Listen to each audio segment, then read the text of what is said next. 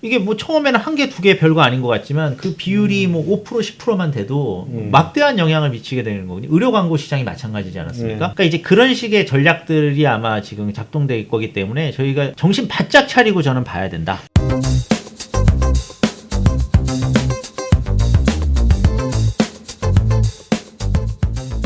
그래서 일단 세 가지 부분에 대해서 공공의료 그리고 건강보험 그리고 주치의에 대해서 얘기를 좀 들어봤고요. 전체적인 평가는 이번 선거에서 제대로 된 그런 논의가 없었다 하는 생각이 들고, 그 채팅창에 몇 가지 질문이 올라왔습니다. 김경일 선생님께서 질문을 주신 걸 좀 읽어볼게요. 불평등 감소하고 공공의료 보장성 확대 등이 국민들에게 그렇게 하면 좋지만 절실하게 느껴지진 않는다. 이런 사회적 분위기가 좀 줄어든 것이 있다. 이건 맞는 것 같은데, 작년에 이준석이 공정과 능력주의를 이야기하고 그것이 어느 정도 먹혔던 것도 그런 이유가 아닌가 싶다. 또한 현재 우리나라 보건의료 상황이 고칠 것이 있지만 그래도 다른 나라에 비해서 그래 나름 괜찮다, 코로나 대처 잘했다, 이런 분위기도 있다. 그래서 개혁에 대해서 그다지 우호적이지 않다, 이런 부분이 그럴 수 있나. 그러니까 김경현 선생님 얘기는 예전에 우리가 막 이렇게 주되게 얘기했던 공공의료 강화라, 보장성 강화라, 우리나라 의료제도 개판이다, 이런 거에 대해서 막 했었는데, 사실 관심이 시들해진 것도 있고 나름 코로나 대처하는 거나 이런 거 보면 그래도 우리나라 의료제도 이 정도면 괜찮은 거 아니야? 하는 생각이 있다, 이런 얘기인 것 같아요. 요거에 대해서는 어떻게 생각하시는지 하고, 그렇다면 윤석열 정부에서 정권에서 하게 되면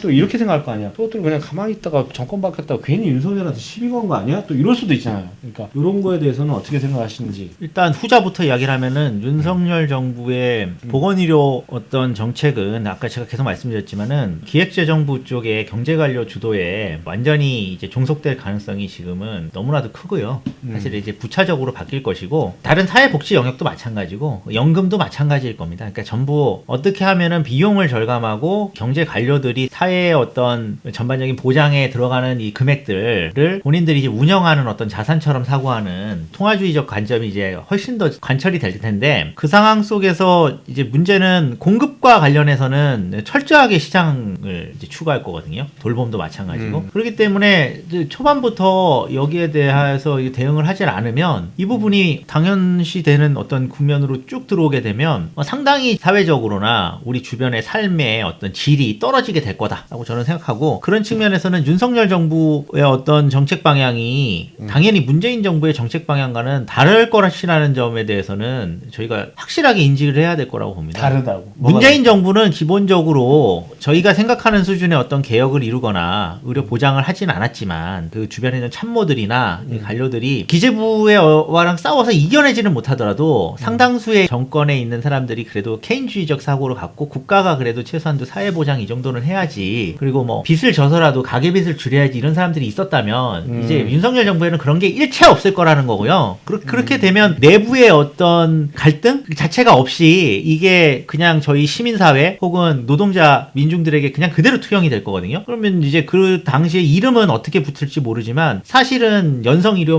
민영화 방식의 각종 정책들이 쏟아져 나올 수밖에 없다. 다만 이제 보건 부분은 코로나 이제 방역 지금 이 위기 상황이기 때문에 먼저 공격이 들어올지 나중에 공격이 들어올지는 모르겠습니다. 근데 이제 지금 1순위로 일단 제일 먼저 의심해 봐야 되는 건 연금 같은 경우인 것 같고요. 연금이라는 게 결국은 뭐 노동자 서민들의 가처분 소득을 떨어뜨리는 거기 때문에 이런 부분들이 이제 진입할 가능성도 배제할 수가 없죠. 아무튼 그래서 다르다라는 점은 분명히 저는 좀 생각을 해야 되고, 또 윤석열 정부가 어찌됐던 간에 용산으로 옮기는 건도 저는 그 국방부 합참이 있는 쪽으로 옮기고 미군과 훨씬 더 가까운 쪽으로 사실 옮긴다는 의미도 있거든요. 훨씬 더 강경 우파적인 어떤 본색이 노골적으로 계속 드러나고 있는 상황이기도 해요. 그거를 포장을 되게 막 뭐 청와대를 국민에게 뭐 개방하겠다 이렇게 포장이 되는 우리나라에서 거죠. 오른쪽으로 더 갈 때는 그렇게 많지는 않은데 뭘 얼마나 더 가려고? 근데 이제 그거는 생각하기 나름이라고 저는 보거든요. 그래요? 더 갈 수 있다? 예, 그럼요. 저희는 이제 권위주의 시절을 또 거쳤잖아요. 그런 식의 어떤 국가 권력을 동원해서 막 그렇게 물리력을 가지고 사상 탄압을 하고 막 그런 시절까지 확 돌아가진 않더라도 많은 부분을 위축시키고 공세를 저는 펼 수 있다고 보고요. 보건의료 부분과 관련해서도 이제 뭐 이명박 정부 때 하려고 했던 뭐 예를 들면 그 병원 채권이라든지 아니면은 보험회사가 지금 하려고 하는 건강관리 서비스 같은 것들이 더 확대된다든지, 그렇게 되면 이제 이 연계되는 부분들이 발생하게 됐을 때 마치 지금 실손의료보험이 사실 건강보험 보장성 강화의 가장 강력한 걸림돌이 이제 돼버렸거든요. 그만큼 그만큼 이제 민간 보험 자본이나 금융 자본의 힘이 그 건강 보장에서 이제 막대한 영향력을 이미 행사하게 만들어진 거잖아요. 그런 식으로 이제 건강관리 서비스가 들어오고 만약에 병원 채권이 들어오고 예를 들어서 뭐 그 경총이나 정경련이 그동안 주장했듯이 약국도 이제 체인 약국이나 법인 약국이 만약에 허가가 되는 순간에 이게 뭐 처음에는 한 개, 두 개 별거 아닌 것 같지만 그 비율이 뭐 5%, 10%만 돼도 막대한 영향을 미치게 되는 거거든요. 의료 광고 시장이 마찬가지지 않았습니까? 그러니까 이제 그런 식의 전략들이 아마 지금 작동될 거기 때문에 저희가 정신 바짝 차리고 저는 봐야 된다. 근데 김경련 선생님 질문에 녹아있는 걱정도 그럴 텐데 전체적으로 윤석열 정부에서 비용을 줄여서 관리해 나가는 방향으로 이제 명분을 삼을 거란 말이에요. 그리고 이제 국민들 다수는 이제 그렇게 생각할 수 있어요. 연금에 대한 것도 그렇고 우리나라 저출산 고령화가 계속 이제 오래 고차가 되다 보니까 이거 비용을 어느 정도 통제하지 않으면 큰일 난다. 이게 비용이 급격하게 증가할 것이다. 이런 사고를 가지고 있는 분들이 많기 때문에 정부에서 그걸 명분으로 이렇게 정책을 필 때는 그렇지 않다라고 설득할 명분이 시민단체나 운동하는 쪽에서 확실하게 논리와 명분을 가져야 된다 하는 생각이거든요. 아마 그 김경현 선생님도 그런 점이 걱정이 됐던 것 같고 그래서 이거에 대한 대응하는 시민단체 논리는 뭐가 있을까요? 일단 첫 번째로 연성의료 민영화도 저희가 그동안 이명박 박근혜 정부 때 했던 의료 민영화인 겁니다. 그리고 의료 민영화라는 것이 뭐 저희가 이제 강성 의료 민영화라고 부를 수 있는 영리병원 이런 것만 있는 게 아니라 윤석열 정부에서 만약에 지방의료원이나 아니면 뭐 이런 것들을 하나라도 민간 상급종합병원 대형 병원에 위탁한다고 하면 그것도 민영화거든요. 그런 내용들이 실제로 별거 아닌 것처럼 다가오게 돼서는 안 된다는 거죠. 그럼 우리가 어떻게 해야 돼? 의료 민영화에 대해서는 지금 국민적 반감이 엄청나게 있기 때문에 그거는 저희 그동안 이제 시민사회 노동 운동 하신 여러분들의 성과라고 저는 생각하거든요. 그걸 10분 활용해가지고 이데올로기적으로도 전선을 좀 더 명확하게 가져갈 수 있을 것 같고 특히나 이 윤석열 정부 이번에 인수위에 어쨌든 정책 쪽 기획위원장이고 그 전에 선거 후보 정책위원장을 했던 그 제주도지사 원희룡 같은 경우에 뭐 지난 정부에서 원희룡이 뭐 명의병원을 어쨌든 간에 허용했던 그런 전력이 있고요. 거기에 대해서도 이제 본인이 또 그래 사과하지 않고 또 홍준표 같은 경우에도 여전히 지금도 뭐 대구시장 나온다고 하는데 네. 그러네. 진주의료를 날린 경험이 있고 멤버가 쟁쟁하네 진짜. 저쪽 출신들이 실제로 업보가 많은데 반성을 안 해요. 가장 중요한 게 나 잘했다 지금도 잘했다고 하거든요. 홍준표 지금도 잘했다고 하고 원희룡도 그 영리병원 처음 허용한 건 노무현 정부 때 법안이었다 뭐 그런 소리만 지금 하고 있는 거죠. 물타기만 할 뿐이지. 아무튼 의료 민영화 반대 부분이 하나 있을 것 같고 제가 앞부분에 그 이야기를 안 드렸는데 한국 의료 시스템 이제 개판이 저희가 그동안 이야기했는데 그렇게 이제 안 받아들여지는 부분에 대해서는 저는 이거는 어느 정도 수준에서 폭로될 거라고 봐요. 그러니까 코로나라고 하는 이런 전대미문의 팬데믹 감염병 상황에서는 방역 대응이 훨씬 중요한데 한국이 방역을 잘했죠. 근데 이제 한국이 왜 방역을 잘했냐라는 거를 한국의 보건의료 시스템이 잘 돼 있어서라고 이제 그동안 정부나 이렇게 위장을 해왔다고 저는 보는데 실제로 한국이 방역을 잘한 거는 한국이 되게 균등한 교육을 어느 정도 하는 공적 교육을 해서 교육 수준이 있고요. 두 번째는 우리나라가 자랑하는 이 IT 핸드폰, 스마트폰 보급률도 되게 높고 인터넷도 빠르고 그리고 그보다 더 중요한 게 한국은 사실 개인별로 식별번호를 배정하는 통제 국가입니다. 이게 분단 국가라는 이유로 주민번호를 배정하잖아요. 이런 나라가 없어요.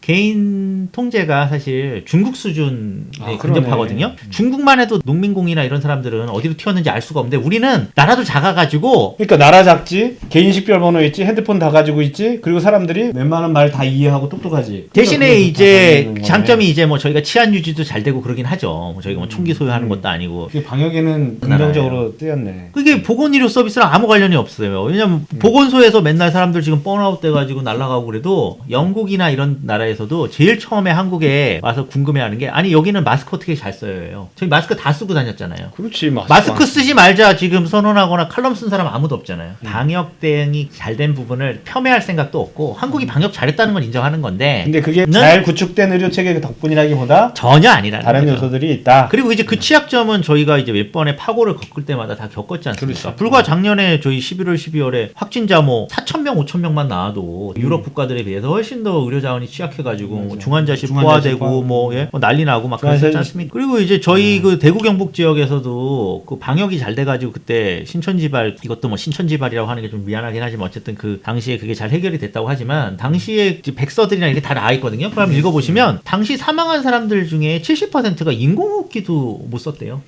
근데 이제 그 당시에는 그 사망한 사람들을 숫자가 많지는 않거든요. 지금 그렇게 하면 좀 죄송한데 비율적으로는 좀 되지만 그리고 노인들이 많이 감염되지 않았어요. 한국의 특징이. 진짜 철저하게 다시 한번 분석을 해봐야 되겠다. 그리고 한국 사람들이 어쨌든 교육 수준이 되게 높아서 그죠. 개인 위생이나 정보를 전달했을 때 수용 능력이 되게 좋아요. 그리고 또 마스크 안 쓰면 또 사람들이 또 이렇게 눈치 주는 게 마스크뿐만 아니라 저희 뭐 소독제부터 시작해서 그리고 인구 밀도가 높아서 퍼지면은 갑자기 확 퍼진다고 생각하기 때문에 남한테 피해를 안 주려고 맞아, 그런 문화가 상당히 이제 본인이 조심하고 이런 게 있습니다. 코로나 대응을 의료 서비스랑 무슨 관련이 있습니까? 관련이 조금 있지.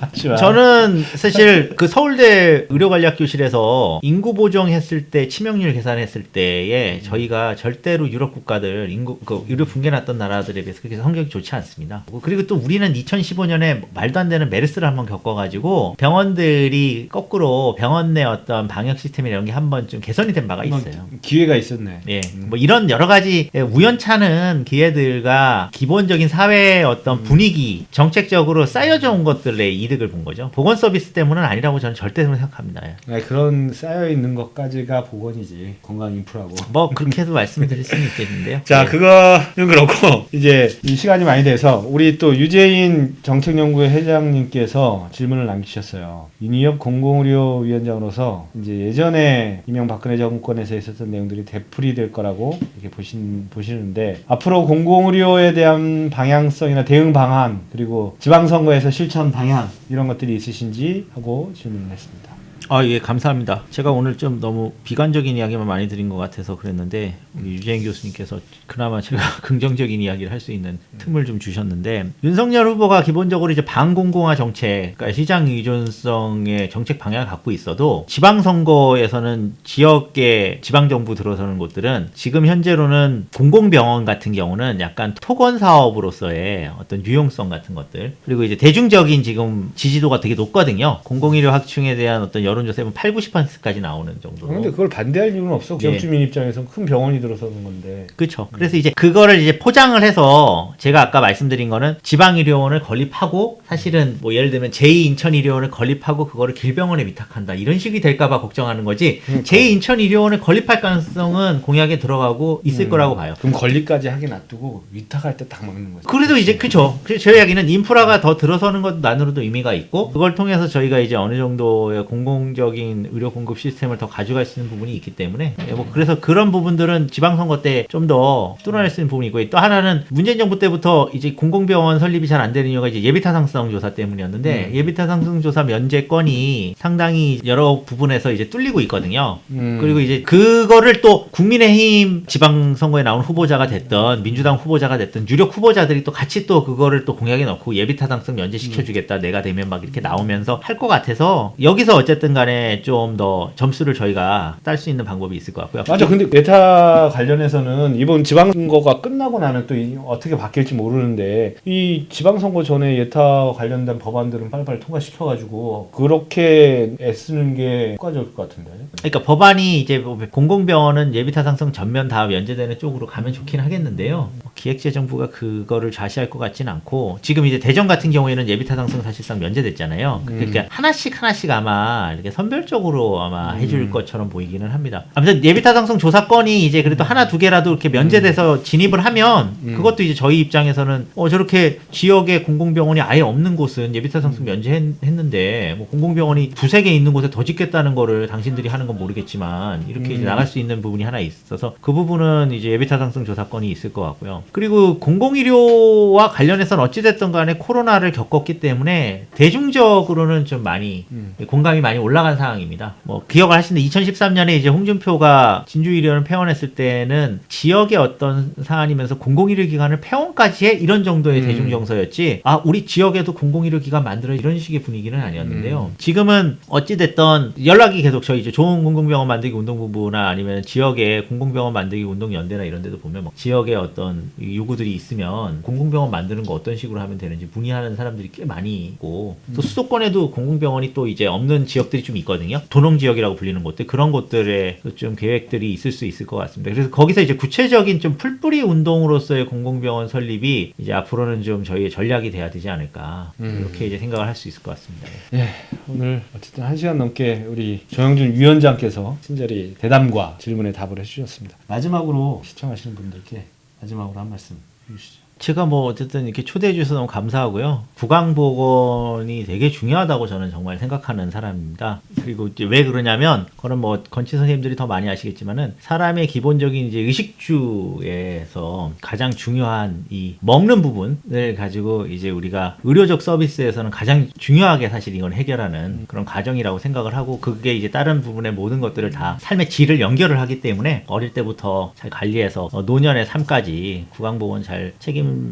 시스템이 필요한데, 이제 아무래도 이제 한국에서 나머지 의료 보장 부분이 워낙 유럽 국가나 이런 데 비교하면 뭐 보장성이 사실 60 몇 프로면 진료비 할인 제도에 지나지 않거든요, 건강보험이. 그리고 이제 실손보험 가입해가지고 뭐 여러 가지 치료를 받는 이런 국면이다 보니까 좀 여러 가지 어려움이 있는데, 저도 의과 쪽에서도 그런데 전 열심히 힘내주시고 앞으로도 좀 많이 도와주셨으면 좋겠습니다. 이재인 교수님께서 치과 부분 보장성은 35%라고 얘기를 해주셨습니다. 어쨌든 치과 부분은 35% 정도, 전체 보건의료 쪽은 65% 정도 우리나라 보장성 현재 그 정도 되는 것 같고요. 자, 오랫동안 정영준 위원장님께서 여러 가지 주제에 대해서 이야기를 해주셨고, 보건의료 영역에 운동하시는 분들이 강연을 해주시면 항상 결론은 우리 다시 힘내서 화이팅. 네. 그래서 많은 회원님들에게 도움이 됐기를 바라면서, 저희도 다 같이 한번 이제 옛날식으로 얘기하면 운동만큼 다시 진로 묻고 다시 화이팅 하는 그런 기분으로 오늘 대담을 마치도록 하겠습니다. 감사합니다.